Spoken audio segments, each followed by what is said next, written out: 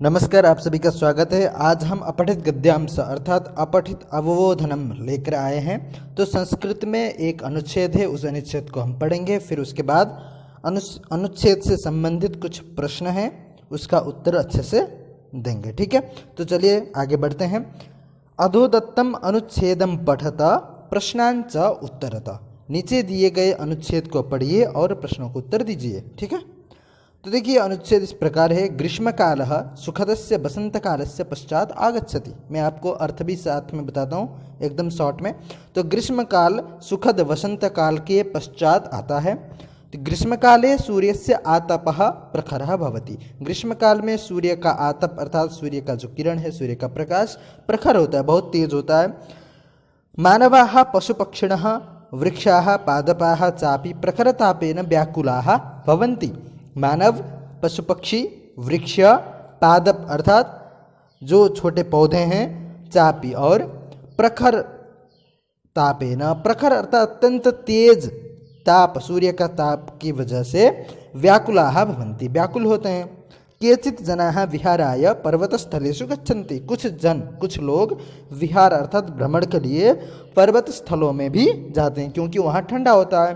तो केचित् गृहे वातानुकूलितेषु कक्षेषु तिष्ठन्ति। और कुछ घर में ही वातानुकूलितेषु अर्थात जो वातानुकूलित मतलब एसी, एयर कंडीशन रूम में ही कक्षेषु तिष्ठन्ति।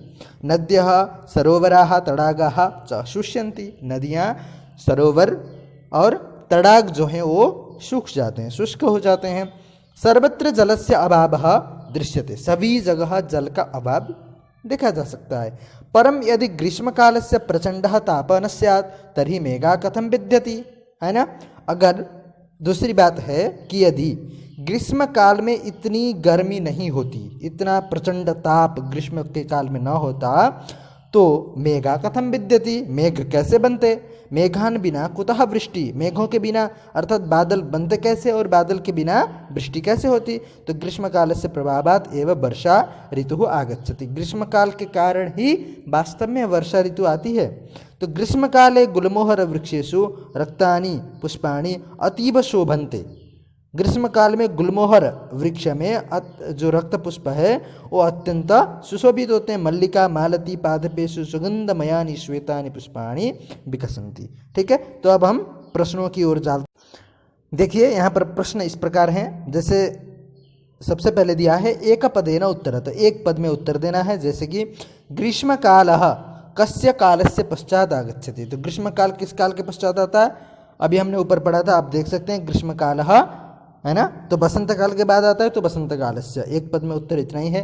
तो दो में है जनाः किमर्थं पर्वतस्थलेषु गच्छन्ति, बिहार के लिए, है ना। लोग पर्वत स्थल में क्यों जाते हैं, भ्रमण के लिए। तो बिहाराय। ग्रीष्म काले कस्य अभावः दृश्यते, ग्रीष्म काल में किसका अभाव देखा जाता है, तो जलस्य, है ना। तो ग्रीष्म काले केषु वृक्षेषु रक्तानि पुष्पाणि आगच्छन्ति। ग्रीष्म काल में किसके वृक्ष में रक्त पुष्प आते हैं, तो गुलमोहर वृक्षेषु, गुलमोहर वृक्ष में रक्त पुष्प ग्रीष्म काल में आते हैं। ठीक है, तो पूर्ण वाक्य न उत्तरता। ठीक है, पूर्ण वाक्य से इसमें उत्तर देना है। तो श्वेतानि पुष्पाणि कुत्र विकसन्ति, आप अंतिम लाइन में देख सकते हैं ऊपर अनुच्छेद में। तो इसका उत्तर होगा मल्लिका मालती पादपेषु सुगंधमयानि श्वेतानि पुष्पाणि विकसन्ति। जैसे कि हम आपको दिखाते हैं, देखिए मल्लिका मालती पादपेषु सुगंधमयानि श्वेतानि पुष्पाणि विकसन्ति। ठीक है, अब आगे बढ़ते हैं। देखिए यथा निर्देशम उत्तराणि लिखता, निर्देश के अनुसार आपको उत्तर देना है। जैसे निर्देशानुसारम उत्तर दीजिए। तो देखिए स्यात् इत्यत्र कह किम, तो स्यात् में जो यहाँ पर पुल्लिंग है उसके अनुसार क लगाइए और नपुंसक के साथ किम लगा दीजिए। तो स्यात् में कह धातु, कह लकार, कह पुरुष और स्यात् इत्यत्र किम वचनम। तो धातु है अस धातु, लकार विधिलिंग और पुरुष क्या है प्रथम पुरुष और वचन में एक वचन। ठीक है, तो बिहाराय इत्यत्र का किम अर्थात बिहाराय का विभक्ति किम वचनम। तो बिहाराय में चतुर्थी विभक्ति है और एक वचन है। ठीक है, तो आज के लिए इतना ही, फिर अगली वीडियो में हम फिर मिलेंगे। आपको यह वीडियो कैसा लगा, अच्छा लगा तो लाइक और कमेंट कीजिए और नए वीडियो के लिए सब्सक्राइब कीजिए। धन्यवाद।